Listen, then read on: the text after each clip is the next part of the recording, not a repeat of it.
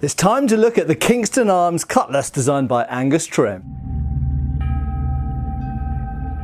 Hi folks, Matt Easton here, Schola Gladiatoria. Now this sword or cutlass has been featured actually in a number of videos I've done already, but I haven't done a full review of it.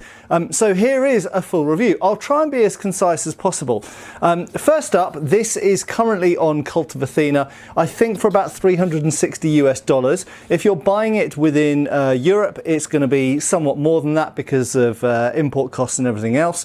But in the US, it's about $360. Okay, I have seen it in Europe for about 500 euros. Now, first up, this is made by Kingston Arms and it is a short sword. I'll talk about the scabbard a little bit later.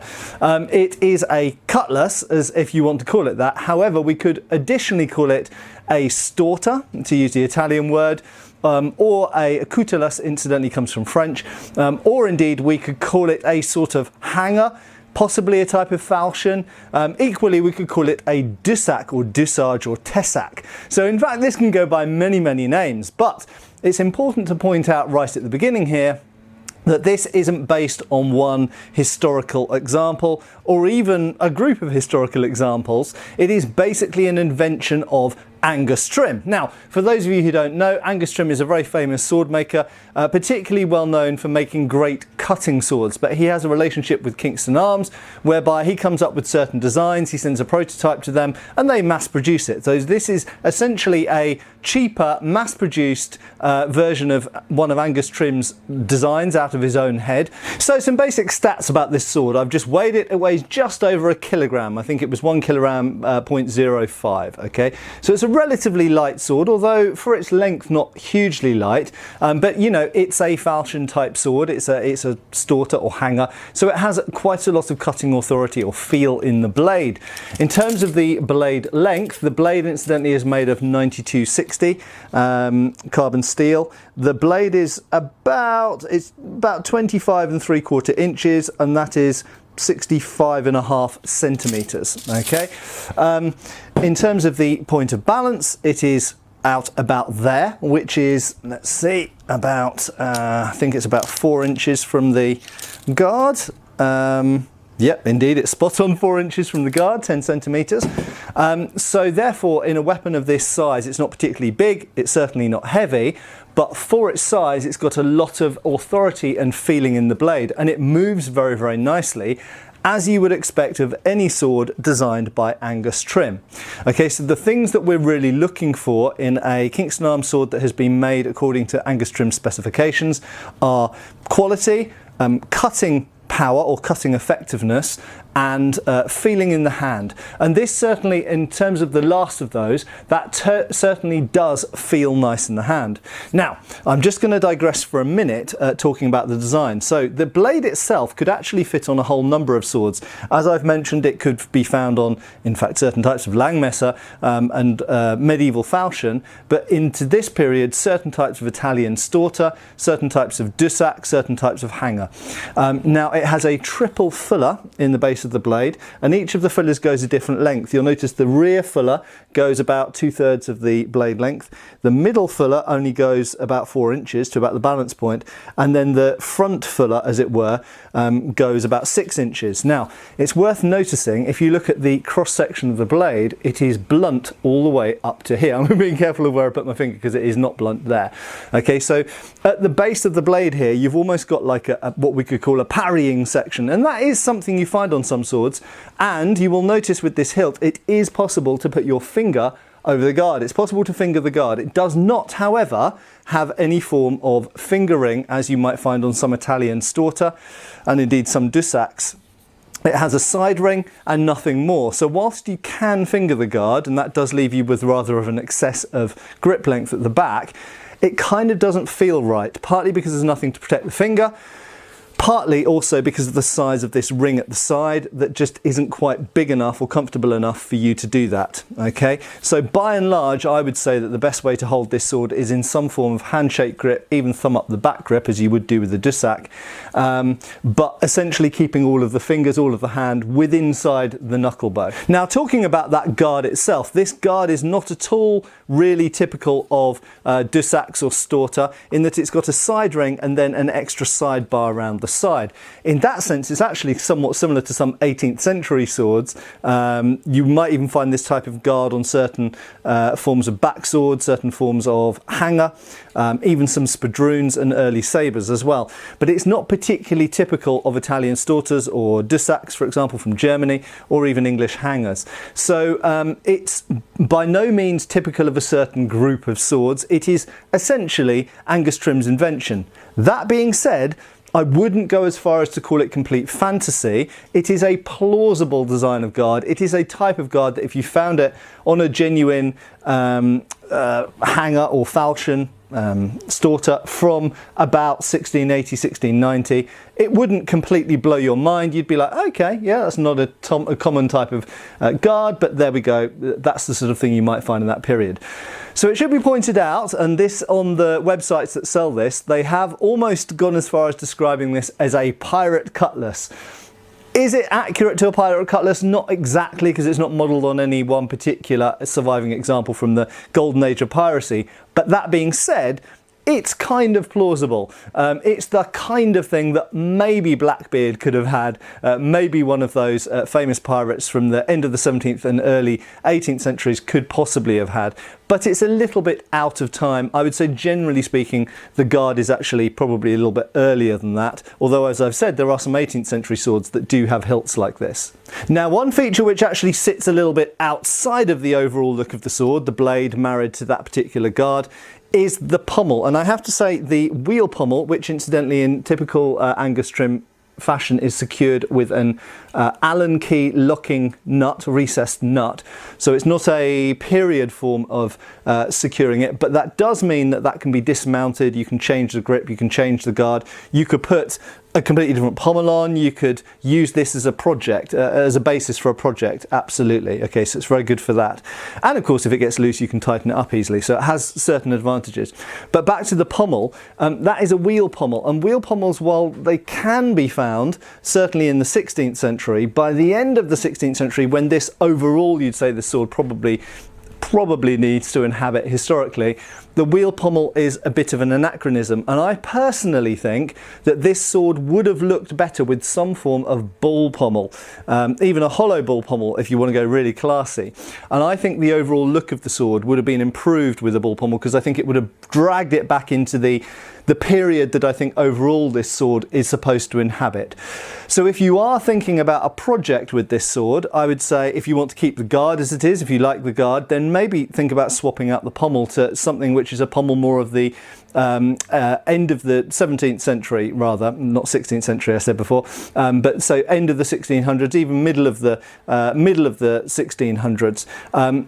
Or indeed, if you wanted this to inhabit the 16th century, the 1500s, then perhaps a form of wheel pommel which is more in common with that particular period. So you can kind of see where I'm going with this sword. I'm not really sure exactly what it's supposed to be. Is it supposed to be a late 17th century, so late 1600s kind of pirate cutlass, or is it supposed to be a 1500s, 16th century storta? I'm not really sure. I'm not really sure what it's supposed to be. But that being said, do I like it as a sword? Yeah, I do quite like it.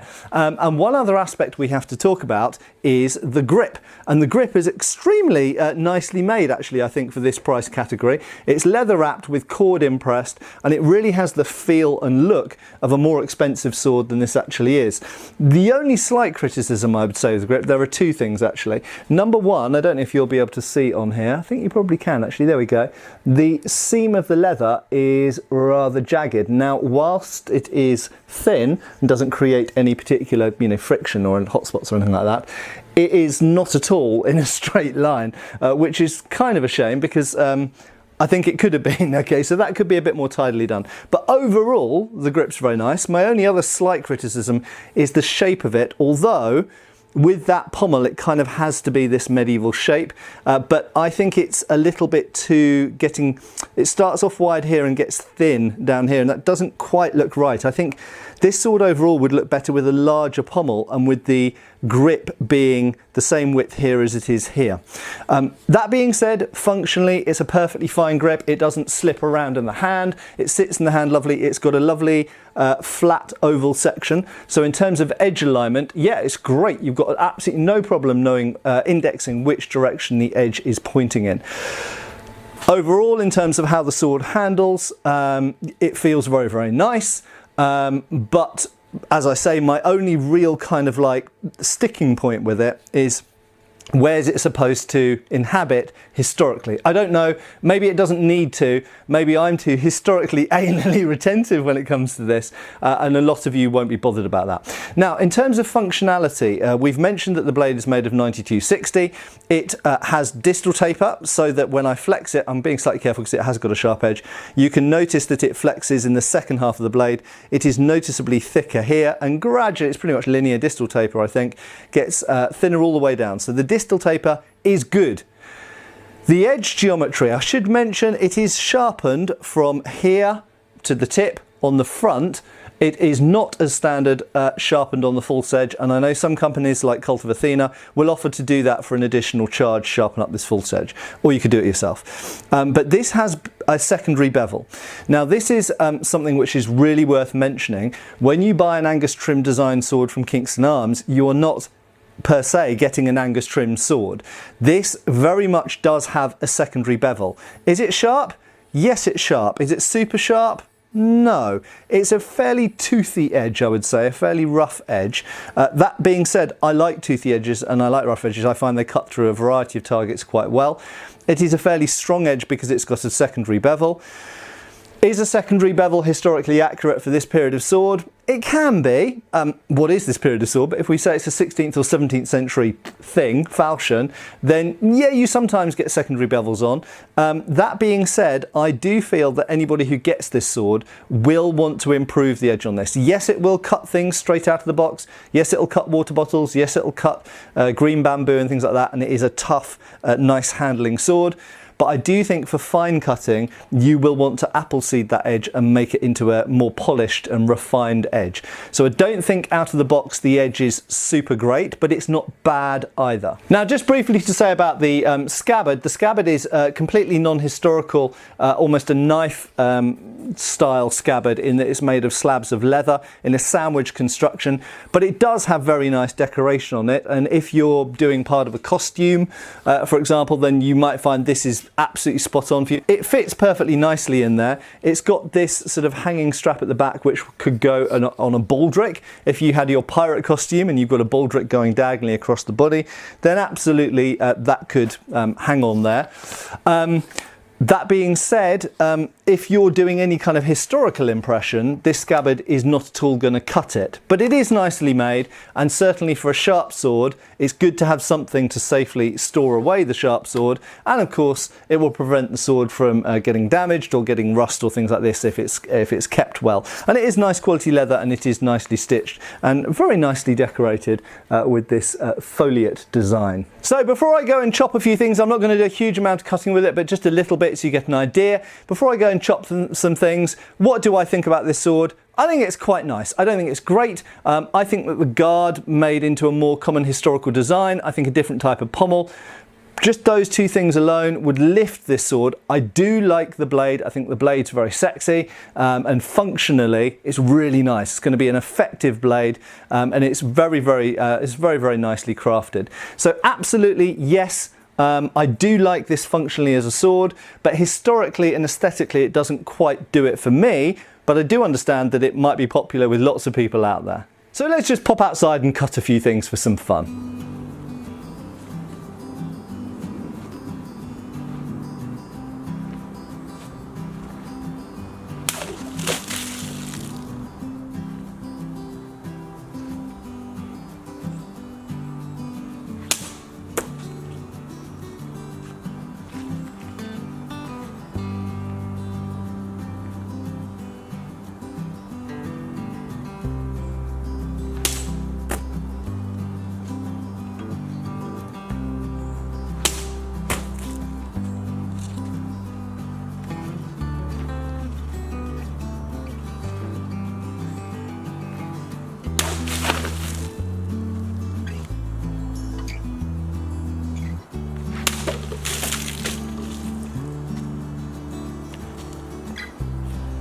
So what do I think?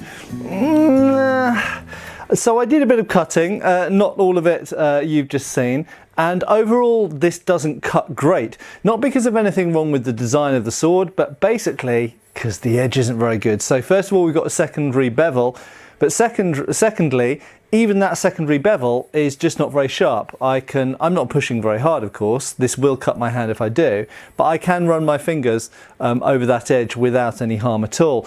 But moreover, the edge is variable. Now you'll see that I did go cleanly through the bottles a couple of times, and that is because the blade is considerably sharper down here than it is up here. And now obviously, variable sharpening, that's a quality control issue, and that is gonna, that's gonna vary. You might get a sword that's blunt down here and sharp up here, so it will vary from sword to sword. But overall, you most want the sword to be super sharp up here, because that's where you're gonna be doing most of your cutting, not down here. So overall, this sword needs a proper sharpen. That being said, as a blunt, not a blunt instrument, but as a not very sharp instrument, how did it do? Well, it didn't give any hand shock back in the hand. Even when it didn't go through the bottle, it wasn't unpleasant. It did, I have to say, vibrate a bit. Now, full disclosure, when I got this sword, the hilt was actually loose and I had to tighten up the Allen key nut. So I have already tightened this hilt up, but maybe hear that if I put it near the mic. You can hear that the hilt has come loose again, and so I'll need to tighten that again. There may be an issue with how this guard is seated up against the shoulders of this blade. So anyway, possibly something that needs looking at there. Maybe it needs the insertion of a leather washer or something else in there, I don't know. But that does mean, if you can hear, it certainly doesn't ring, you can hear it's not really tight anymore. And that is because when it didn't penetrate the target, when it didn't cut through, particularly on the rising cuts, it blaps the bottle and a huge amount of shock goes through the hilt construction and probably compresses the wood slightly and makes the guard and perhaps the pommel loose. So there we go.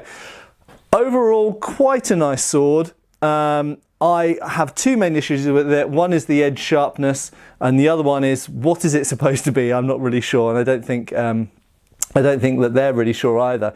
Is it supposed to be a 16th century storta? Is it supposed to be a 17th century DUSSACK? We don't really know. So I think possibly, if they were going to change this, and it might be a very successful model for them anyway, so they might not need to, but if they were going to change it, I would suggest changing up the pommel, perhaps changing the guard so it looks like something a bit more typical of one period, and edge sharpening. If you're selling a sword for backyard cutting tatami mats or bottles or whatever, then it's got to be sharp, I think, and this one really isn't. Anyway, I hope this review's been useful. Give us a like and a subscribe if you haven't done already, and I'll see you back on the channel really soon again. Cheers, folks! Thanks for watching. We've got extra videos on Patreon. Please give our Facebook a like and subscribe if you haven't already. Cheers, folks!